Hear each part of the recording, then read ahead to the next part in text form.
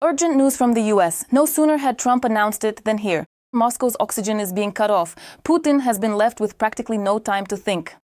Ukraine is putting an end to the war. The first details.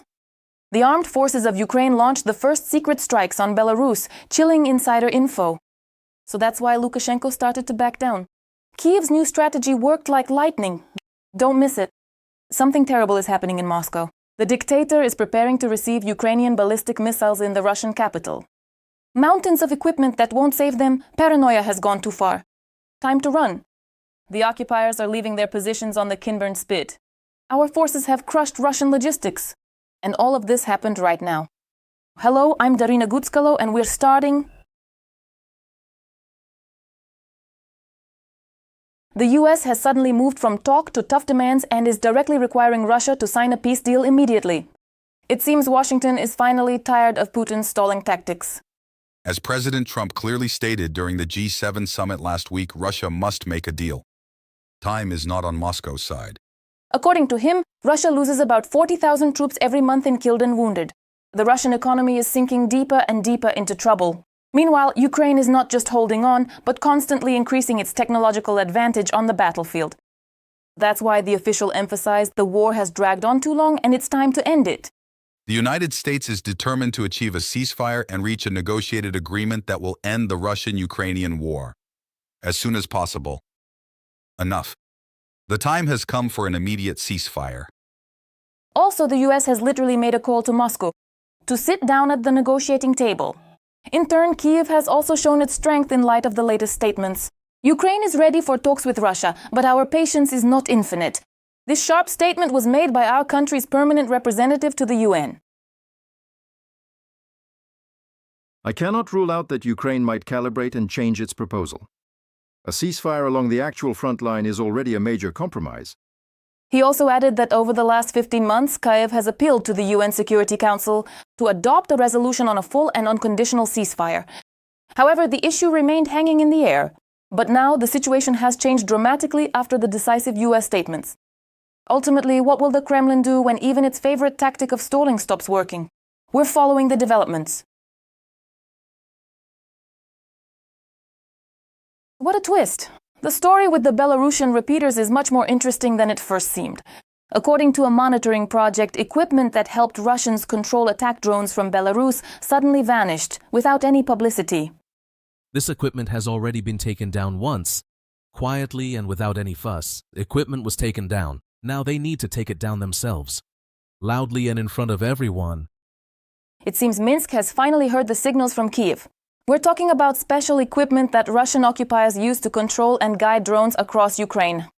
According to Zelensky, at least 4 repeaters are located in the Gomel and Brest regions, which actually help Russians attack Ukrainian cities. The president of Ukraine gave the Belarusian authorities a clear condition to remove this equipment within a week. Otherwise, Zelensky warned, Ukraine will resolve this issue on its own. It seems that after such a warning, Minsk decided not to test whether it was a bluff. Moscow's final gasps before the end. The Kremlin is already placing panzers right on bridges, and air defense systems are being urgently pulled to the capital from various regions, literally leaving naked strategic sites across the entire country.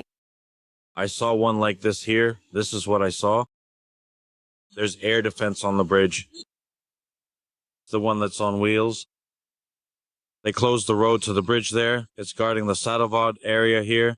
Basically, it's standing right on top. They closed this whole bridge so it could stand there and guard. The summer will be hot.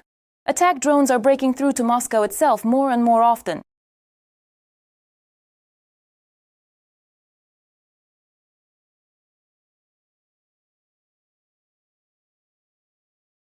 Ready? Ready.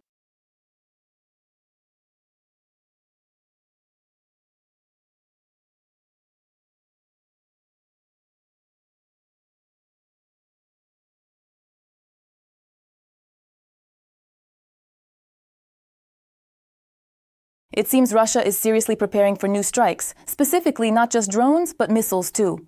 And they believe less and less in their own impenetrable defense. Moscow is effectively being turned into a fortress. So what does this mean? First, as we can see, air defense isn't helping Moscow. And second, other strategic sites, including oil refineries and ports, are left naked without protection or cover.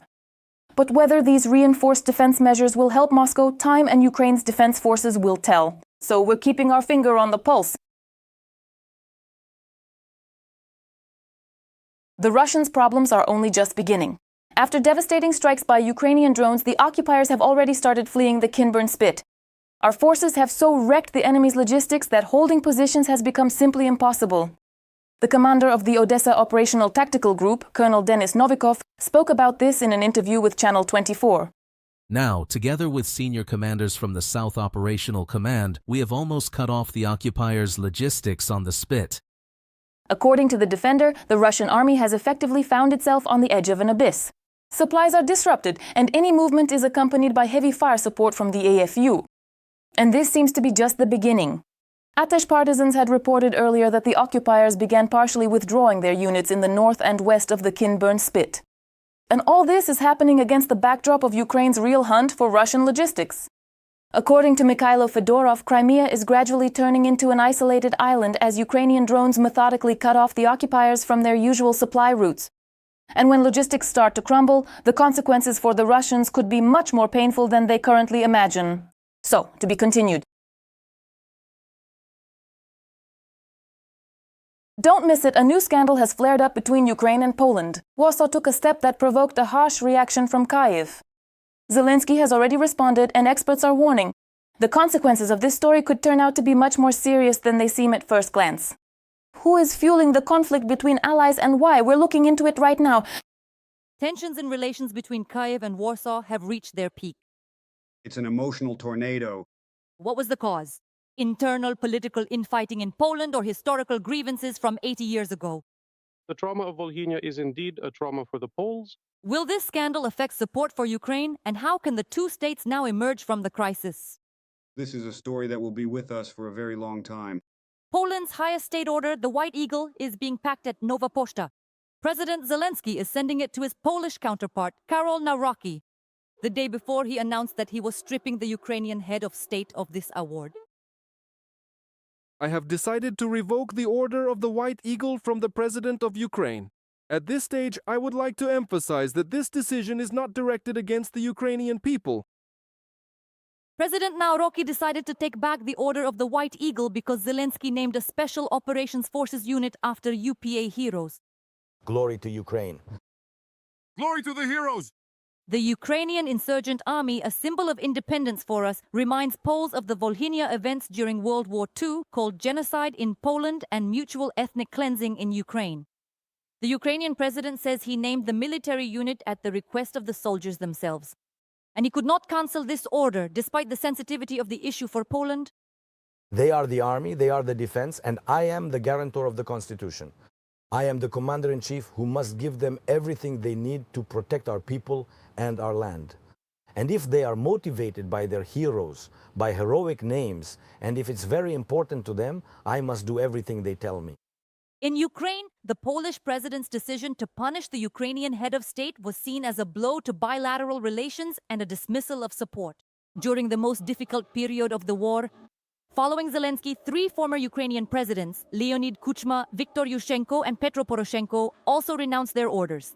And a number of top officials, the head of the president's office, Kirylo Budanov, Ukraine's ambassador to Poland, Vasyl Bodnar, Foreign Minister Andriy Sybiha. This isn't about stripping the order. It was an expression of contempt for the Ukrainian soldier, for the Ukrainian people, for our history. No other president of another foreign state will dictate our history to us anymore. Period. We will mirror all steps, especially if those steps are unfriendly. According to sociological surveys, more than 50% of Poles supported their president's decision to strip Zelensky of the order. Experts say anti-Ukrainian sentiments in Poland, especially among right-wing voters, are intensifying. And the reason is not only historical wounds, but also fatigue from Ukrainians. Therefore, criticism of Ukraine, the UPA, and Bandera is an integral part of the political campaign of any right-wing politician. In Poland, there are certain political forces that build their electoral prospects on anti-Ukrainian sentiments. There are elections in Poland, although they will be in November of next year, but the political struggle has already begun. Volodymyr Zelensky sees such a motive in the actions of the Polish president. He continues the ongoing political struggle, basically within the boundaries of his own state, by gradually raising the overall mood of hatred towards Ukrainians. What Orban did, a bad story. I believe it will end badly. However, Karol Nawrocki denies this. Volodymyr, dear Mr. President, the dispute does not concern Poland's internal affairs at all. They don't exist because all Poles know and understand how much harm Ukrainian nationalists cause to Poles and Polish children. There is another reason for the crisis between the former allies. Ukraine is no longer the junior partner of Poland that it was just a few years ago. And this irritates Warsaw, experts say. There is a fear that Ukraine will seek contacts with larger states of the European Union, with more influential ones. Poland does not want to give up its status as an influential state, and this fear is working. Another fear is integration into the European Union. That is, Poland is aware that Ukraine is very close to Poland in terms of its economic nomenclature.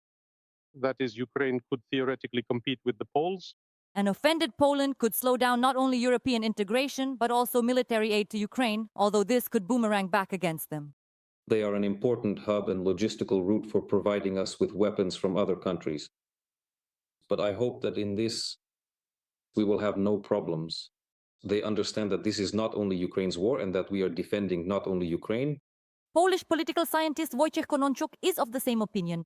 As you will hear from the Polish president, he said this very clearly on Friday, that Poland has supported and will continue to support Ukraine in the war with Russia, because it is also in the Polish and European interest that Russia does not win this war. Both Poland and Ukraine understand each other. The crisis benefits no one, and relations must be mended. How? First, Ukraine should seek its allies in Poland, experts say, and they exist, including Prime Minister Donald Tusk.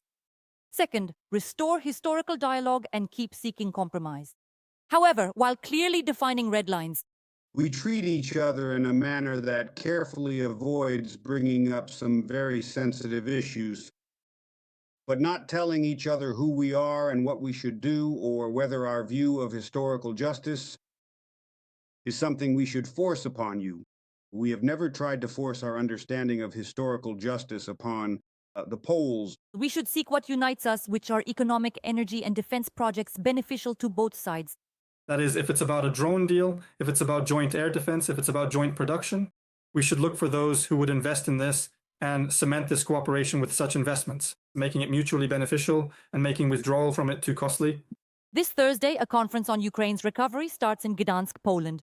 Will Volodymyr Zelensky go there? The president's office has not confirmed it yet. However, all our interlocutors are certain that even during the sharpest disputes, Kyiv and Warsaw must keep talking. Because the longer this quarrel lasts, the more likely it is that the winner will be not Ukraine or Poland, but Russia.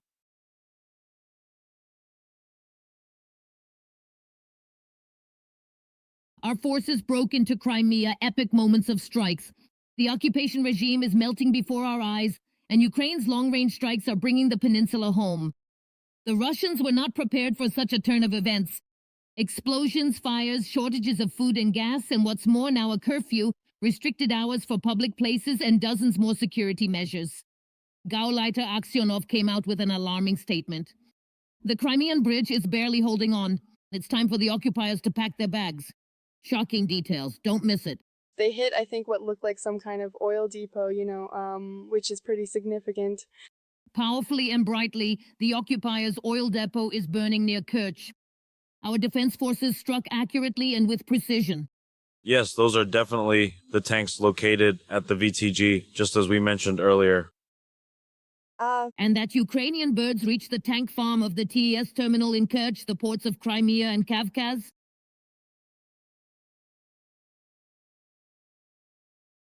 Satellite images show that fire engulfed 5 out of 7 fuel tanks at the oil depot. Strikes on facilities in Crimea and the port of Kavkaz are highly complex operations, as Ukrainian forces had to overcome layered Russian air defenses built up over years. The fact that key facilities in Kerch were actually hit really does speak volumes. This is important because Kerch is, after all, a bridge. Accordingly, this security perimeter is the most saturated in Crimea. And the very fact of hitting these objects in these locations tells us that Russian air defense in Crimea has probably grown a bit tired. Russia is losing Crimea as its main military and logistical hub. Combined attacks on oil depots, radar stations of the S-400 anti-aircraft missile system, the power grid, and ferries are not random strikes. All this, it is important to note, was preceded by a set of preparatory measures that lasted perhaps even more than a year in total. The process began with the elimination of naval logistics for large landing ships, specifically the railway ferries. This was followed by strikes on air defense systems in order to reach all of these targets. There were also strikes on what is commonly referred to as the so-called land corridor, as well as on the structure known as the so-called Crimean Bridge. The effect of destroying logistical hubs proved so powerful that it caught even the occupation authorities of Crimea by surprise. The local Gauleiter announced a complete halt to fuel sales at gas stations. From 900 at Crimean gas stations, the release of fuel for cash and non-cash payments, as well as for coupons for individuals and legal entities, will be discontinued. Fuel will be released only to services that ensure the vital functions and security of the Republic of Crimea. The occupiers also introduced a curfew and strict blackout schedules on the peninsula. They restricted public transport and ordered all catering establishments to close at 8 in the evening. They canceled all shifts in children's summer camps. Tourists from Russia are complaining that they cannot leave Crimea. Hundreds of cars are stuck in a queue on the Kerch Bridge. Trains are being cancelled. This isn't a station. Not a station at all. We're standing in the middle of nowhere, just among rocks. This is just a mess. God, why am I here? I want to go back to Moscow. The tourist season closed without ever having started. Tour operators themselves state that Russians are already cancelling 75% of bookings and do not plan to visit Crimea this year. There are cases where Russians came to the peninsula and are staying there now because they simply have no way to get home. Small shops have had empty shelves for a long time, and in large supermarkets, there are sales restrictions. Look, flour, 1 bag. Cool, right? You can only take 1 bag of flour. You can take 3 cans of stewed meat. In fact, today we see the disruption of economic activity in Crimea, the disruption of tourism in Crimea this season. Essentially, we are seeing this logistical lockdown campaign, which already affects not only the military, but also civilians who illegally cross the border of Ukraine. Ukrainian drones control the mainland logistics routes of the occupiers. They maintain some control at sea and bring the liberation and return of Crimea home closer. Ilvina Saitbulayeva, We Are Ukraine, United News Marathon. Russia is entering a zone of fuel turbulence. The oil superpower is suddenly starting to save gasoline. The shortage is spreading through the regions and is already reaching the country's largest cities. Moscow and St. Petersburg no longer look so self-confident. The Kremlin nervously counts reserves, but the problem is becoming too big to hide. While Ukrainian drones methodically extinguish Russian oil greatness, Russians risk swapping cars for their own feet. And these are just the first warning signs. The most painful consequences may still be ahead. Don't miss it. A zombie apocalypse has just arrived, bringing chaos and fear to everyone. 82.81 rubles is the amount in question. Gasoline fever began to spread from occupied Crimea. The symptoms are typical: multi-kilometer queues and sky-high prices. The prices are a bit shocking. Sky-high. But high prices are only half the trouble. It's worse when there are only zeros at the gas stations. There's no gas at the stations, car owners have empty tank syndrome. Yesterday, I was in line at the gas station until almost 3 and ended up like this. Gasoline in Crimea is not sold even with coupons. If you're lucky, you can buy it online at triple the price. Prices up to 300 rubles per liter. Gasoline, we kiss the gasoline. It's in short supply. The fuel drought in Crimea began because of Ukrainian hellish sanctions. The defense forces are actively hitting logistics. The peninsula's land corridor is under our fire control, and transporting fuel through it is very dangerous. Fuel truck drivers refuse to go on trips. Alternatives are also doubtful. It was the Kerch Bridge. At the end of 2022, we effectively targeted the tankers passing over the bridge. The bridge was damaged and they introduced certain restrictions on using this artery. The ferry crossing remains an alternative. It is not as powerful in terms of volume, it is not as effective, and secondly, it remains dangerous too. Because we hit with sea drones, and the disease is spreading to vulnerable Russian-occupied territories. The fuel crisis has reached Donetsk. All the gas stations I passed, unfortunately, all are full of this sign. BN. It means that there is simply no gasoline available. So yes, friends, there is no gasoline at all in Donetsk. As in the Kursk and Belgorod regions, Ryazan and the Krasnodar territory. In total, almost 15 regions of the Russian Federation. I can't quite understand what's happening, but over in Krasnodar, in the Krasnodar territory, there just isn't any fuel available. Russians again can't understand anything. It's as if they don't see how Russian oil refining is burning due to high-precision debris. The drop in oil export revenues against the backdrop of generally not very high oil prices is a blow, as they say, like a steel beam below the belt. In May alone, Ukraine carried out at least 30 strikes on Russia's oil infrastructure, on refineries, bases, terminals, and pumping stations. There are approximately 38 oil refineries in the Russian Federation, and about 30% in what we have definitely already put out of operation. This doesn't mean they're completely non-functional and not producing finished fuel and lubricants, but we've already knocked out 30% of the 2.5 million processing capacity.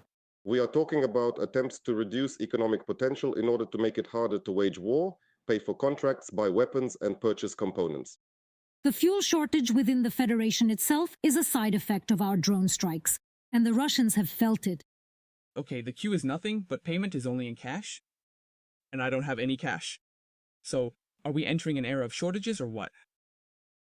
Even wealthy St. Petersburg and Moscow are no longer immune. Restrictions have been introduced there as well. We don't fill canisters, and no more than 60 liters per car. During the previous gasoline crisis, the Kremlin did everything so that the Federation's two main cities wouldn't feel the war's effects. But the laws of economics are as relentless as Ukrainian drones. Russia faces price increases on literally everything. So even those Russians who don't have cars, they go to stores because they need to eat something. Well, as they say, prices are also a reminder to Russians that there are some problems. Therefore, such strikes and fuel problems will primarily push inflation up in Russia. According to the Financial Times, the Kremlin lacks money for the war, so Russia is already cutting non-military spending, for example, social benefits. Will the lack of money, rising prices, and the gasoline crisis become the cause of mass riots? Unlikely for now, but dissatisfaction is growing. I don't use my car at all anymore. Now I only go on foot. This is just brutal. That is one option. And Muscovites and Petersburgers can always switch to horse-drawn carts. Yevgenia Tereshchenko, We Are Ukraine, United News Marathon. On this note, we'll wrap it up. In our broadcast, we will continue right now to follow the most current events to tell you about them first. Don't forget to subscribe. See you.